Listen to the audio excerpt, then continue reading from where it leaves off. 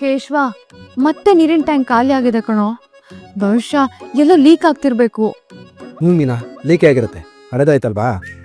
ಒಂದು ಕೆಲಸ ಮಾಡ್ತೀನಿ, ಅಪ್ಪನ ಹತ್ರ ಮಾತಾಡಿ ಇವತ್ತೇ ಹೊಸ ಟ್ಯಾಂಕ್ ತರ್ತೀನಿ, ಸರಿನಾ? ಏನು, ನೀನ್ ಹೋಗ್ತಿರ್ತೀಯಾ? ಅದೇ ಕೇಶವ, ನನ್ಗೂ ಯೋಚನೆ ಆಗಿರೋದು. ನೀನು ಡೀಲರ್ ಹತ್ರ ಹೋಗ್ತೀಯಾ, ಅವರು ಲೇಯರ್ಸು ಡಿಸ್ಕೌಂಟು ಅಂತ ಹೇಳ್ತಾರೆ, ನೀನು ಕಮ್ಮಿ ಬೆಲೆ ಟ್ಯಾಂಕ್ ತರ್ತೀಯ.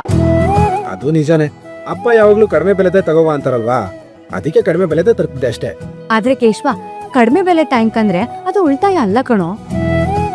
ಲೋಕಲ್ ಟ್ಯಾಂಕ್ಗೆ ಇಲ್ಲ ಅಂದ್ರೂ 5,000 ಕೊಡ್ತೀವಿ, ಅದಕ್ಕೆ 5 ವರ್ಷ ವ್ಯಾರಂಟಿ ಅಷ್ಟೇ ಇರುತ್ತೆ. ಮತ್ತೆ ಮತ್ತೆ ಟ್ಯಾಂಕ್ನ ಬದಲಾಯಿಸ್ತಾನೆ ಇರಬೇಕು. ಅದ್ರಲ್ಲೂ ಟ್ರಾನ್ಸ್ಪೋರ್ಟೇಷನ್, ಇನ್ಸ್ಟಾಲೇಷನ್ ಅಂತ ಖರ್ಚು ಬೇರೆ. ಹಾಗಿರುವಾಗ ಅದು ಚೀಪರ್ ಆಪ್ಷನ್ ಹೇಗೋ ಆಗುತ್ತೆ. ಹೌದಲ್ವಾ, ನಾನು ಇದನ್ನೆಲ್ಲ ಯೋಚನೆ ಮಾಡಿರಲಿಲ್ಲ.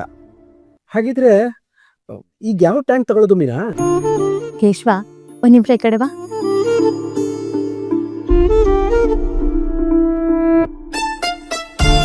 ಸಿಂಟೆಕ್ಸ್ ಎಟರ್ನೋ.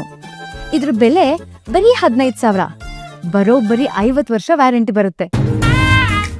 ಇದೇ 50 ವರ್ಷದಲ್ಲಿ ಲೋಕಲ್ ಟ್ಯಾಂಕ್ ತಗೊಂಡ್ರೆ ಮತ್ತೆ ಮತ್ತೆ ಬದಲಾಯಿಸಬೇಕಾಗತ್ತೆ. ಆಗ ಖರ್ಚು ಮಿನಿಮಮ್ ಅಂದ್ರೂ 30,000 ರೂಪಾಯಿ ಆಗುತ್ತೆ. ಕರೆಕ್ಟ್ ಅಲ್ವಾ ಮೀನಾ? ಇದು ಸಾಮಾನ್ಯ ಟ್ಯಾಂಕ್ಗಿಂತ ಭಾರ ಇರುತ್ತೆ.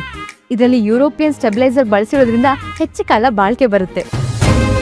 ಜೊತೆಲಿದು ನೀರಲ್ಲಿರೋ ಬ್ಯಾಕ್ಟೀರಿಯಾ, ಫಂಗಿ, ಆಲ್ಗೆ, ವೈರಸ್ ಇಂದ ರಕ್ಷಣೆ ಕೊಡುತ್ತೆ. ಅಂದ್ರೆ ಹೆಚ್ಚು ಬಾಳಿಕೆ, ಸುರಕ್ಷಿತ ನೀರು ಹಾಗೂ ವ್ಯಾಲ್ಯೂ ಫಾರ್ ಮನಿಯನ್ನು. ಹೌದು ಕಣೋ ಕೇಶವ. ಹಾಗಿದ್ರೆ ಈ ಸಲ ನಮ್ಮ ಮನೆಗೆ ಸಿಂಟೆಕ್ಸ್ ಎಟರ್ನನ್ನೇ ತರೋಣ. ಹ್ಮ್